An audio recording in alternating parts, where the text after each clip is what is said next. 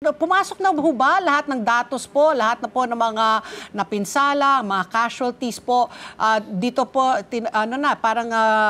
bininyagan na si KLMNOP. Ano na po yung mga bagong datos po dito po sa nagdaan na 6 na bagyo? Actually, kung isasama po yung Hulyan, pang-7 po ito. So JKLMNOP. So, talagang, pero yung 6 talagang yan po yung sunod-sunod talagang tayong tinamaan ng mga bagyo. Ang mga ulat po, pumasok na po yung mga initial reports. Subalit ongoing pa rin yung pagkuha ng mga iba pang mga datos. Sa ngayon, ang nakita natin talaga, ang pinakamatinding tinamaan, narinig na po siguro natin, ay ang probinsya ng Catanduanes. Subalit unti-unti na rin pumapasok yung official reports galing ng Cagayan, Aurora, at yung mga ilang lugar po sa Cordilleras, at marami rin pong pinsala doon. Dito naman ho sa Catanduanes talaga, napakaraming bahay. Hindi bababa sa 500 bahay. Pero tansyahan pa lang to. Wala pa ho kasing official count ang DILG natin doon at ang LGU. Na makikita naman natin wasak talaga yung mga bahay. Kahit yung mga struktura ng pamahalaan at yung mga paaralan, talaga pong wasak na wasak po sila doon. At yung mga poste ng kuryente, kahit wala silang kuryente doon dahil talagang nagbagsakan yung mga poste, mga nakatagilid. Sa kabutihang palad naman po, at least sa Catanduanes at sa buong Kabikulan, wala naman pong naiulat na nasawi dahil talagang nag-preemptive evacuation sila doon. Subalit sa ibang lugar, meron pong mga naiulat na, although pinavalidate pa ho natin, may 7 naiulat na nasawi dyan sa Nueva Vizcaya na naging biktima ng landslide. Oo nga. Although for validation yan, pero mukhang yan na rin po talaga naman po talaga yan. May nawawala pa po tayo mga kababayan, 2 pa sa Nueva Ecija. At marami pong nasaktan, 3 po yung naiulat, subalit palagay natin more than 30 yan. Kaya ang official report pa lang naman, 30. Kaya papunta po kami ngayon pamaya-maya sa Catanduanes para makita mismo kung ano pa ang maitutulong natin doon. Subalit may mga request naman na po na talagang kailangan nila yung pangpapagawa ng bahay. Halimbawa, mga yero. Meron naman po tayo yan. Hindi lang namin alam sa ngayon kung sapat yung kaya namin dalhin doon dahil may nakareserva kaming mga 5,000 pieces ng GIC, yung mga yero po.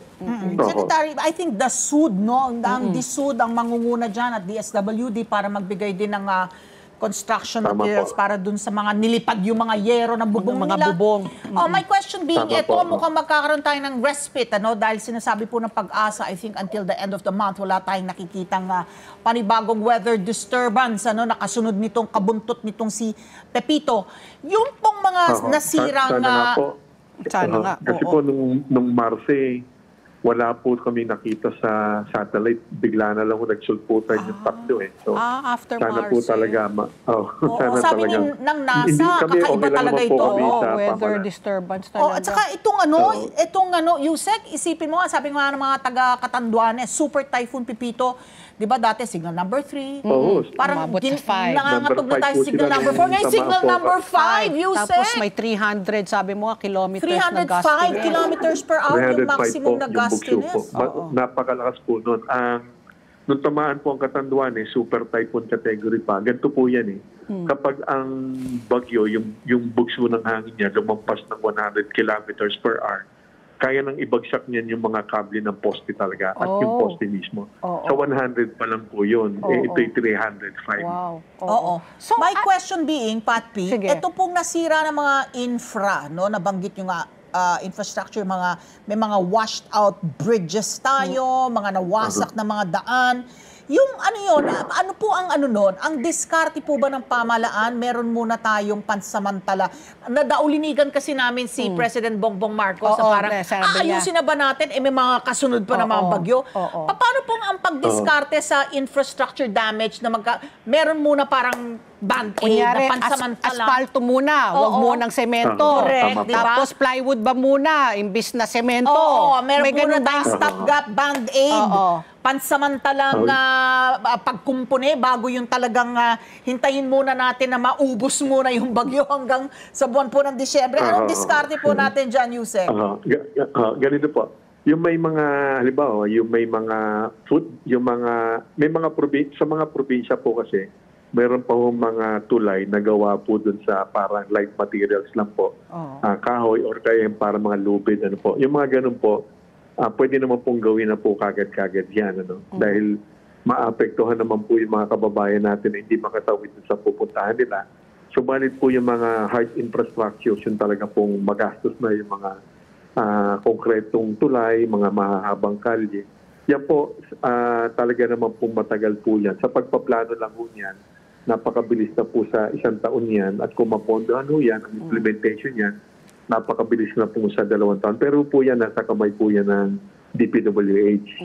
Ang kaya naman po nating gawin, yung nabanggit niyo po kanina, ang DSUD ho, meron ho silang programa na nagbibigay sila. Basta may listahan po dapat na mo ang local government unit. Ano?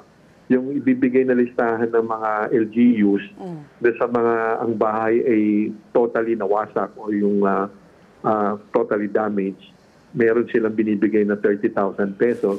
Kapag naman partially damaged, hindi talaga nasira yung buong bahay, 10,000. Yan po alam natin, hindi naman po talaga 100% sapat po yun. Subalit yan po yung pang-alala lang po ng pamahalaan. Yan po yung kaya natin. Kami naman po sa Civil Defense, nakakagawa kami ng paraan na makakuha naman po tayo ng mga, yun nga po, yung GI sheets.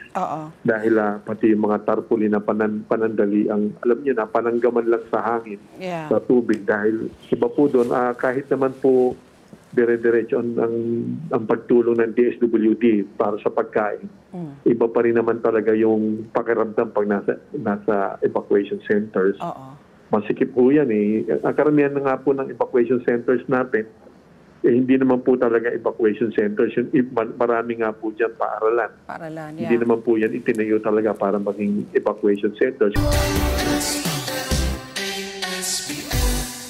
Let's get together. Sunnet 25.